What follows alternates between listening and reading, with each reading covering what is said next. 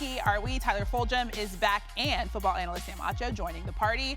We got a good weekend of football this weekend, guys. Let's start with the 49ers and Chiefs. Tyler, what's your best bet there? Got to get out the trusty pointer here to tell you that despite it being Patrick Mahomes and the 49ers, I like the under here, guys. And this is mostly driven by the Chiefs side of things. We know that offense really struggling without Hollywood Brown, Rashee Rice, Isaiah Pacheco. And even though there's that explosive ability on the Niners side of the ball, the Chiefs defense is really good, led by Steve Spagnuolo. So I think this is a tight, close, lower scoring game relative to expectation. We love it because it's a Super Bowl rematch. 49ers, they're favored in this one. What's it going to take for them to get revenge, Sam? Well, it's going to take Brock Purdy to do a little bit of what he did in the Super Bowl last year, which is not just to use his arm, but to use his legs. Steve Spagnuolo loves to run cover two. So, yes, you want to run the ball, but Brock Purdy's got to be able to be elusive as well in the pocket, whether he's throwing, scrambling to throw, scrambling, and actually to run the ball. That's what it's going to take. There will be critical moments where critical decisions need to be made. Brock Purdy has proven he can make those decisions in the passing game.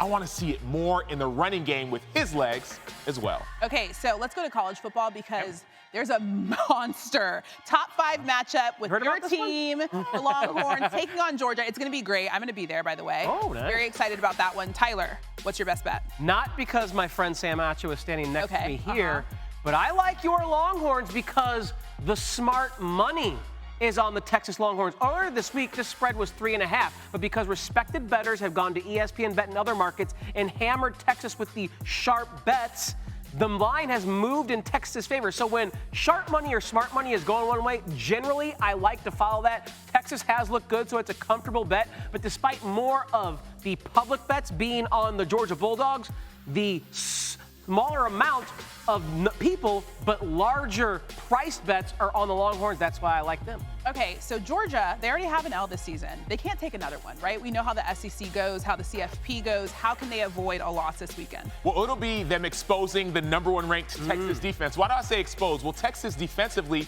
hasn't necessarily been tested, so they have to prove that are you truly #1? Carson Beck has looked good at times. He's struggled a little bit for the most part. He's been outstanding, threw for almost 500 yards last week, and we all saw what he did versus Alabama a few weeks ago in the second half. Could not be stopped outside of that late interception. So Texas, #1 in scoring defense, #1 in overall defense. Guys like Ethan Burke, number 91. Guys like Barron Sorrell, number 88. Their defensive front has to provide pressure on the quarterback. Will they really be #1, or will they be like Ohio State was last week, the #1 ranked defense, till they played a really good offense? When Ewers finally back, so it's going to be good for him. Obviously, we'll see how that game goes. Good luck to you, my friend. Thank you. Okay, let's go to London. Jags, Pats. How are you feeling about that one? I think the Drake May infusion into the Pats offense makes them like a legit football team now. I know they got hammered by the Texans, but I'll take the Patriots plus the points here. I think they can beat the Jags outright. Have we seen the Jags play football this year? They are dreadful, especially on defense. And what Drake May has done to bring some credibility to this offense, I think they're a live underdog. I definitely like them plus the 5.5 points. Okay, you mentioned Drake May. We saw some flashes with him last week. What do you expect out of him this weekend? Real quick, I know you're going to Austin. Are you going to London as well? I know. I wish I was because she I have is a all really over good the place London these days. accent. I know you have a great London accent.